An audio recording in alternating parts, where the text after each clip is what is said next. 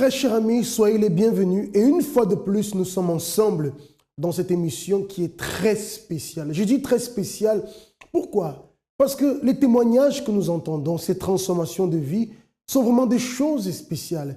Ce sont des choses que nous ne voyons pas tous les jours. Mais ici, dans cette émission, vous avez l'opportunité, le privilège de recevoir ces directions, de connaître ce chemin merveilleux qui transforme tellement de vies. Et votre vie aussi, à l'image des témoignages que vous allez voir et entendre aujourd'hui, votre vie, très cher ami, elle peut changer. Et c'est d'ailleurs la raison pour laquelle nous sommes ici. Parce que nous voulons que votre vie change.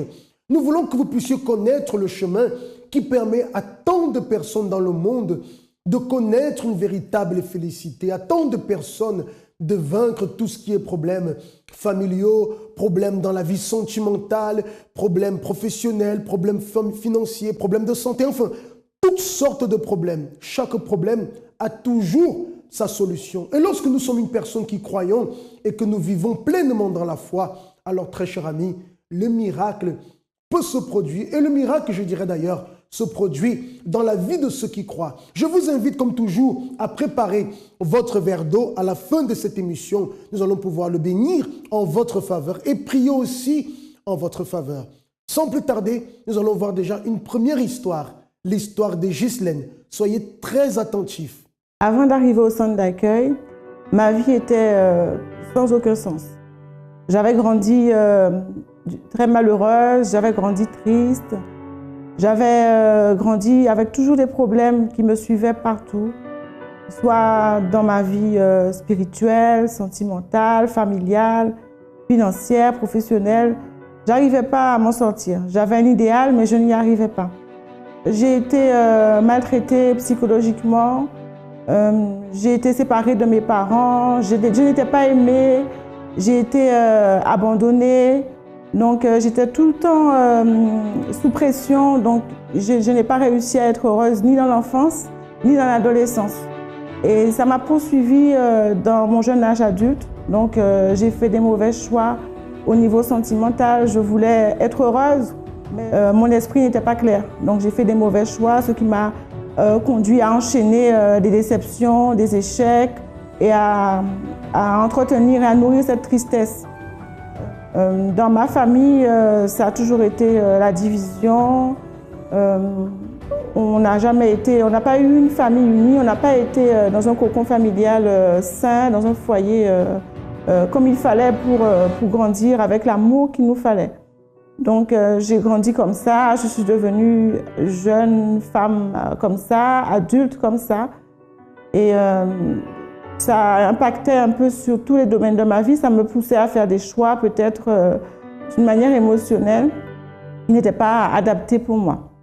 Donc très jeune, c'est vrai que j'ai été tellement malheureuse et incomprise que j'avais envie vraiment de mourir. Je me disais il valait mieux mourir que de continuer comme ça puisque personne ne m'entend, personne ne me comprend et personne ne cherche à me comprendre. J'ai connu le centre d'accueil à un moment vraiment de ma vie où j'étais vraiment désespérée. J'étais vraiment dans un trou seule.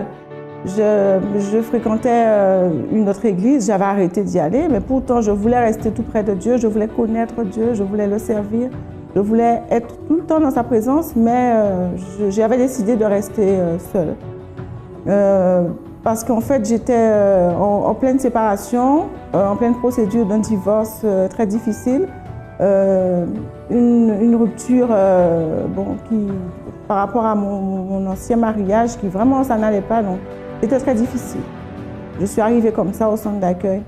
Une amie m'a parlé d'une église qu'elle a connue en région parisienne. Elle m'a dit viens, ça vient d'ouvrir ici en Guadeloupe. Et donc elle m'a dit je te donnerai l'adresse et puis tu iras voir. Donc là, à partir de ce moment, j'ai commencé déjà à faire des propos. J'ai entendu parler de la campagne d'Israël. Je ne savais pas vraiment ce que c'était, je n'avais pas vraiment compris, mais je me suis dit, je vais y aller. Je vais sacrifier, je vais faire ce que le pasteur dit, parce que je veux que ma vie change. Et j'ai mis toutes mes forces. Alors aujourd'hui, à travers la campagne d'Israël, à travers tous les propos et ma persévérance dans la foi, Dieu a changé vraiment tout ce qui avait à changer en moi. À l'intérieur de moi-même, je ne suis plus tourmentée, je suis tranquille, j'ai la paix. je ne pense plus à abandonner. J'ai la force de Dieu en moi et j'ai la présence de Dieu en moi. Donc, à travers tout ce que j'ai pu faire, sacrifier, Dieu a changé ma vision, ma pensée, ma manière d'être. Il m'a donné vraiment, il m'a permis d'utiliser ma foi comme je ne savais pas utiliser avant. Maintenant, je suis en train d'apprendre à grandir encore plus et ma vie change d'une manière constante. Maintenant, je suis arrivée, j'étais divorcée, maintenant je suis mariée, je suis bien mariée. Je suis mariée avec un homme qui sert Dieu et qui a les mêmes valeurs spirituelles que moi. Et c'était ça le plus important pour moi. Dans ma vie professionnelle, j'ai une vision qui est différente. Je ne suis plus stagnée pour dire que je vais être simplement une simple salariée, que je vais attendre tout le temps de quelqu'un. Je cherche toujours à aller plus loin. Donc, je travaille déjà à mon compte. J'ai une société de prestations pour des personnes qui sont dans le même domaine professionnel que moi. Et je suis en train encore de développer une entreprise qui n'a rien à voir avec ma formation.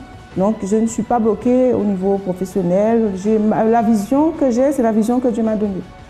Donc, au niveau de ma vie familiale, ça va. À la maison, il y a la paix. Tout le monde s'entend très bien. On est heureux. La présence de Dieu est là. Donc, Dieu vit en moi. Il est aussi dans ma maison, dans ma famille. Donc, je ne manque de rien. Je continue à persévérer vraiment pour atteindre d'autres objectifs parce que je sais que la vision que Dieu a pour moi, elle dépasse bien celle que j'ai déjà aujourd'hui, ce qu'il a fait déjà pour moi aujourd'hui. Très cher ami, j'aimerais vous parler aujourd'hui de courage. Vous savez, lorsqu'une personne perd courage, il est très difficile, extrêmement difficile pour elle de pouvoir lutter en faveur de sa vie. Vous savez que nous avons des personnes qui ont tellement lutté, des personnes qui se sont tellement battues et qui arrivent au bout de tellement de semaines, tellement, je dirais même d'années, de mois de lutte, et qui finit par perdre courage. Pourquoi? Parce qu'elle ne croit plus que les choses peuvent changer pour elle. Elle n'a plus de force. Parce que pour prendre une attitude ferme, pour pouvoir persévérer, pour pouvoir faire face à ces situations difficiles, on a besoin d'une chose. On a besoin de courage. Pourquoi? Parce que le courage nous pousse à agir. Une personne qui n'a plus de courage, malheureusement, n'est plus en capacité d'agir, voire de réagir. Une personne qui a perdu courage, malheureusement, se laisse porter par les situations. Mais laissez-moi vous dire qu'aujourd'hui, vous allez retrouver courage si vous croyez dans les paroles que nous vous annonçons aujourd'hui. Nous allons poursuivre en ce moment dans l'émission et nous allons voir une autre histoire. Nous allons voir la première partie de l'histoire d'Henri. Ce qu'était sa vie avant de connaître la foi qui lui apporte le courage pour prendre les attitudes qui l'ont conduit au changement de vie. Alors, avant d'arriver au centre d'accueil universel, j'étais une personne qui avait un manque de confiance en soi. J'avais toujours envie qu'on me dise « tu peux réussir, tu vas aller de l'avant ». Et lorsque j'entendais pas ça de la bouche, surtout de mes proches, on va dire, ça me démotivait un peu. Bien qu'au début, j'étais vraiment motivé dans ce que j'entreprenais. Donc, les points négatifs, je peux dire que c'était surtout au niveau de ma scolarité, parce que j'avais pas des notes exceptionnelles. Je traduis ça aussi par l'absence involontaire d'une mère, parce qu'on a dû immigrer, on a dû quitter notre pays d'origine pour venir ici, à la recherche d'une vie meilleure. Donc au tout début, ça n'a pas été totalement facile et il y avait pas mal de problèmes aussi de loyer. Il y avait, voilà, c'était pas toujours facile. J'ai déjà entendu, si tu continues comme ça, tu vas finir voyou. J'ai déjà entendu ça aussi bien de la part de certains membres de ma famille et quelquefois aussi à l'école. Donc ça fait que je me rappelle, par exemple, quand j'étais au collège, des fois j'étais devenu une personne influençable.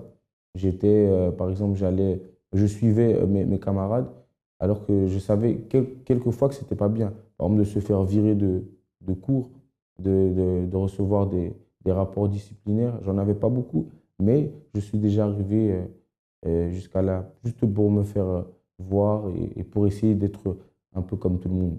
Quand ma mère n'était pas là, j'ai grandi avec mon père et mes grands-parents, avec mes grands-parents.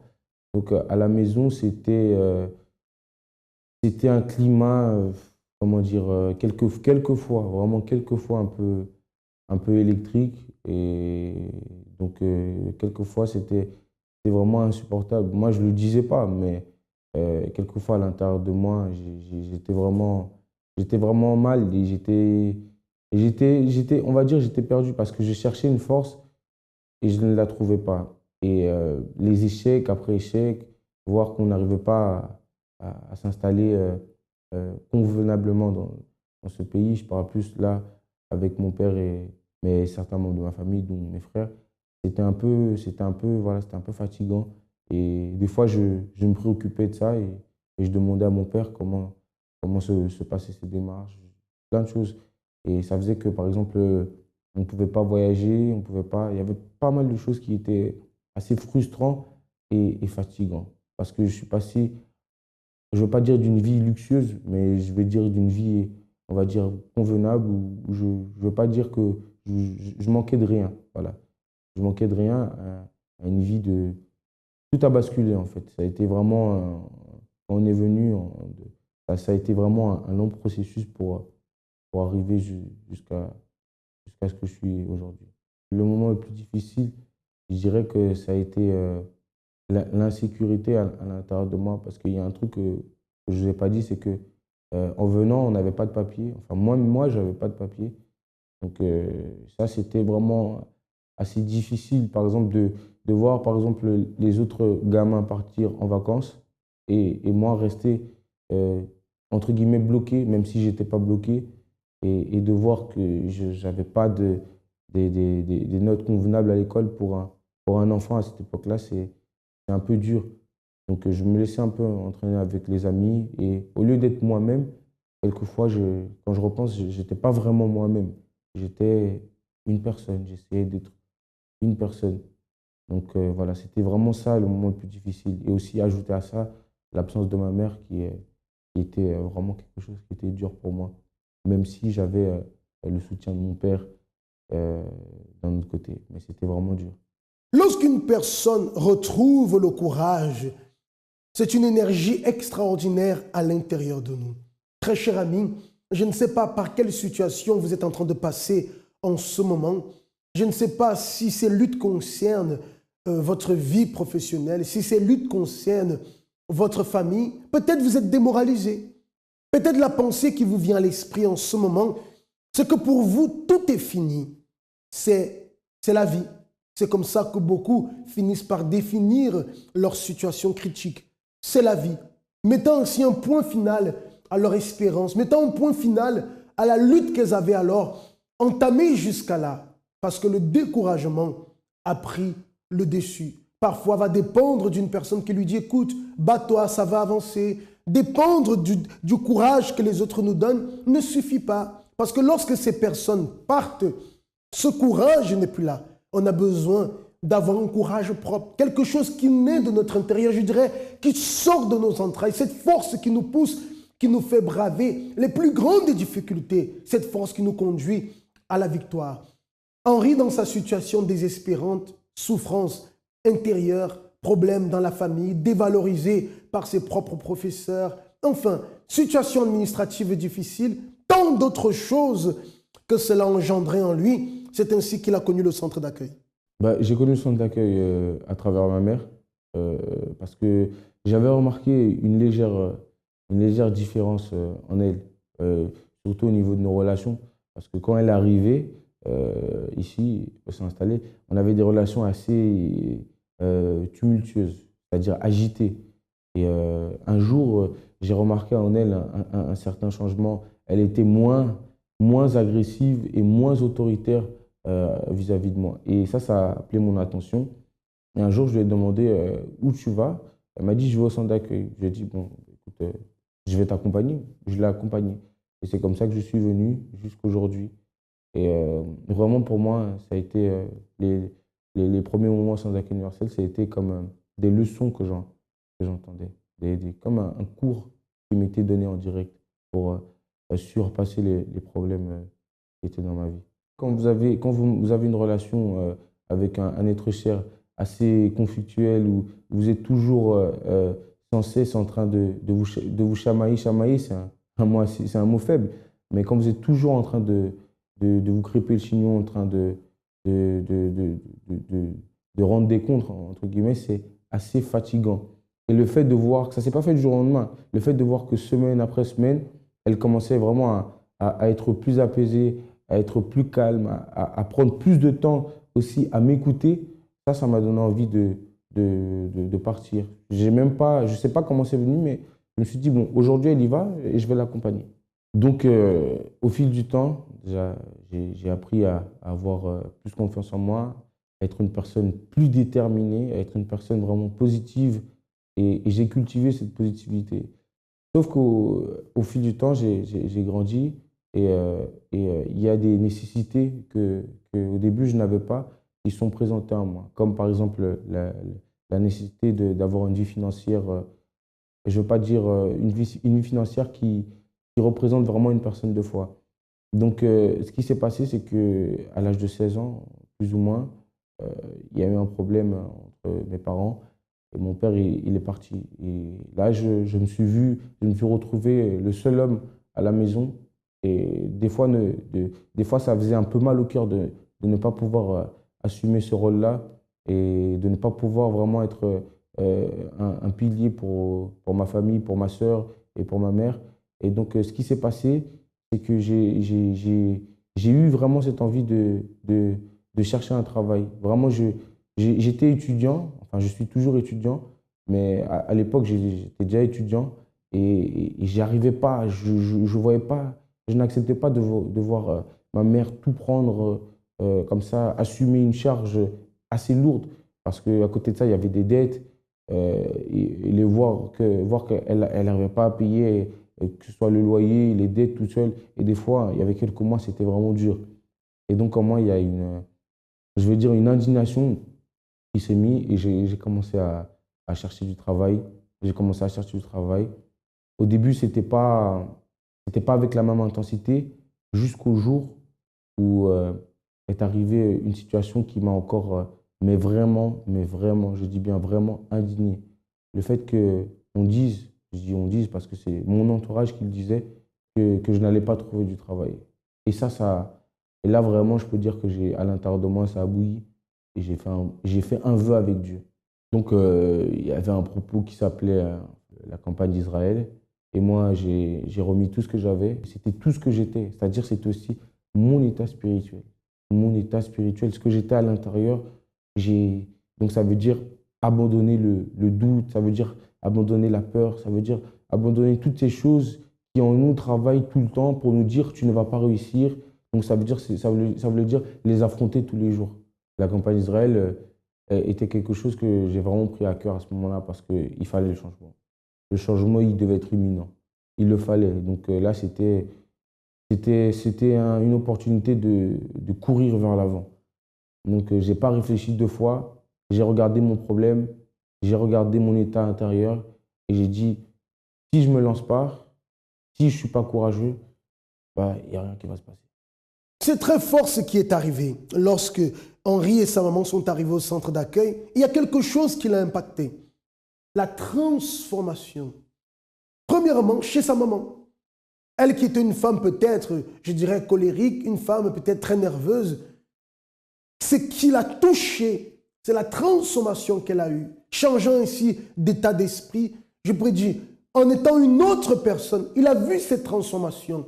La pratique de la foi, très cher ami, apporte le changement. C'est la raison pour laquelle nous vous disons, lorsque vous arriverez ici au centre d'accueil, non comme un touriste ou à peine une personne curieuse, mais avec un véritable désir d'un changement, voyant cette opportunité, peut-être comme la dernière opportunité pour changer de vie, et que vous vous accrochez véritablement de toutes vos forces, quelque chose de merveilleux va arriver, va se produire, comme cela s'est produit dans la vie de la maman d'Henri. C'est qu'il a impacté lui à son tour, où il s'est dit alors, c'est là le chemin pour le changement de ma vie, c'est là ma solution, c'est là mon opportunité. Et lui aussi à son tour s'est engagé dans la foi, croyant, parce qu'il avait un exemple, il avait l'exemple de sa mère. Et peut-être vous me dites, mais moi je n'ai pas d'exemple autour de moi. Mais le témoignage de Ghislaine que vous avez vu, c'est un exemple. Le témoignage d'Henri que vous êtes en train de voir, c'est un autre exemple pour vous montrer qu'il y a une solution pour vous, très cher ami. Vous pouvez alors retrouver ce courage. D'ailleurs, tout à l'heure, nous allons faire la prière en votre faveur pour que vous puissiez retrouver courage. Parce que ce courage est indispensable. Parce que les courageux vont agir, vont réagir dans la foi et vont atteindre la victoire. Voyons alors ce qui est arrivé dans la vie d'Henri, une fois ici au centre d'accueil, prenant courage et pratiquant la foi. Donc, alors, ce qui s'est passé, c'est que justement, j'ai tout fait, vraiment, vraiment tout fait pour me débarrasser, que ce soit tout ce qui voulait m'empêcher intérieurement d'aller de l'avant. À côté de ça, j'ai construit, on va dire, quelque chose qui allait attirer l'attention de Dieu. Je l'ai vraiment construit et j'ai remis encore entre ses mains, c'est-à-dire sur son autel. Le temps est passé, je cherchais, je ne trouvais toujours pas. Quelquefois, des pensées vraiment de découragement sont arrivées, de me dire, finalement, peut-être ce que tu as fait, ça n'a servi à rien. Mais à l'intérieur de moi, au fond, j'avais quand même quelque chose qui m'a dit, non, tu as donné tout ce que tu avais, alors continue à persévérer. Et c'est là qu'est arrivé en juillet, des opportunités de travail, les premiers entretiens sont arrivés avec une persévérance, mais plus le temps passait et plus je persévérais. Dans les chaînes de prière, le lundi, je persévérais. Je venais vraiment. Des fois, je ne voyais pas, mais je continuais. J'accélérais les recherches de travail. Je passais plus de temps sur Internet à vraiment postuler, vraiment le faire correctement, à aller sur les lieux, postuler, laisser mes candidatures. Les réponses n'arrivaient pas tout de suite jusqu'en juillet, jusqu'au mois de juillet où les premiers entretiens sont arrivés. Et je me rappelle justement un entretien où pour des raisons personnelles, je suis arrivé en retard, pas forcément justifiable. Et je suis rentré chez moi. Ce jour-là, j'avais un rendez-vous familial. Et la famille on va dire, ils m'ont un peu remonté les bretelles. Avec raison, mais je pense que ce n'était pas ça ne valait pas le coup de dire que je n'allais jamais trouver du travail. Et juste cette phrase-là, qui m'a été dite indirectement par ma mère, a causé une autre révolte en moi. Et je me suis rappelé du vœu et j'ai dit à Dieu, si tu me trouves du travail pendant 3 mois, les 3 premiers mois, je les mettrai sur ton autel. Et peu importe ce que ça va être. Et mon travail, je l'ai trouvé en 3 jours. En 3 jours, jusqu'au moment où je suis tombé sur un travail dans le domaine hôtelier, domaine que je n'ai jamais travaillé. Et CDI direct, c'est un contrat CDI. Moi, je cherchais quelque chose vraiment juste pour soutenir ma famille. C'est vraiment quelque chose pour soutenir ma famille, aider ma mère et voilà, et surtout répondre aux besoins financiers que moi aussi j'avais besoin à ce moment-là. Donc, ce qui s'est passé, c'est que j'ai eu un CDI. Et au final, au lieu d'avoir un travail, j'ai eu 2 travails. Et puis, j'ai vraiment remercié Dieu. Les premiers mois, c'était des mois vraiment durs parce que j'avais fait un vœu. Donc, je travaillais de nuit, c'était pas facile. Donc, j'allais participer toujours aux chaînes de prière de la prospérité de lundi. Je participais à 10 heures. Mais plus je prenais un moment pour changer vraiment à l'intérieur de moi, et plus je ressentais une paix mois après mois, semaine après semaine. Je ne dis pas qu'il n'y a pas eu des moments difficiles qui ont essayé de venir m'ébranler. Non, ils ont essayé de venir m'ébranler. Mais je me rappelais tout le temps de ce que j'avais fait et de l'alliance que j'avais faite avec Dieu. Comme j'ai toujours dit, le centre d'accueil, ça représente, je dirais, une école de la foi, une école de la vie. Ça nous apprend surtout à valoriser ce qu'on peut être intérieurement. Parce qu'en réalité, comment dire, moi je vois ça comme ça. Des problèmes, on en aura toujours. Mais si on n'est pas assez solide intérieurement pour pouvoir les affronter, on va tomber, on va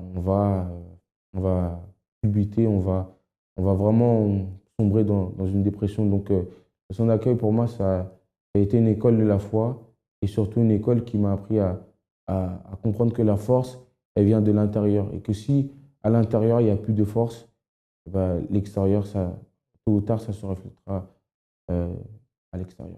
Aujourd'hui, Henri est totalement libre, comme il le dit lui-même, libre de l'intérieur. Après peut-être des années angoissées, des années découragées, parce que vous savez que le découragement est comme un fardeau, comme un boulet comporte à l'intérieur, qui vous tire toujours vers le bas.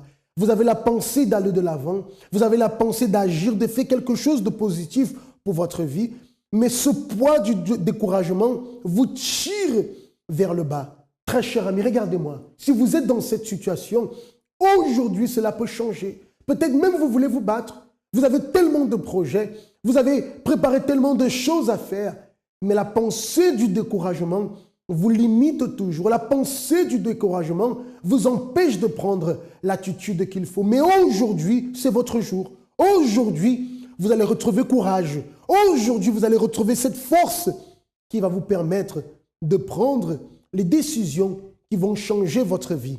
Préparez déjà votre verre d'eau. On revient pour la prière.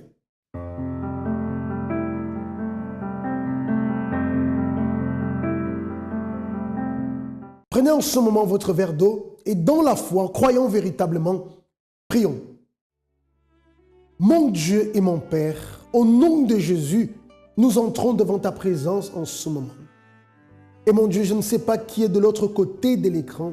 Certainement, il y a des personnes qui avaient perdu totalement, mais totalement courage, avec un désir dans leur cœur, le désir peut-être d'une guérison, le désir de voir une porte qui était fermée depuis longtemps s'ouvrir, le désir de retrouver la paix dans la famille, dans le mariage et tant d'autres situations.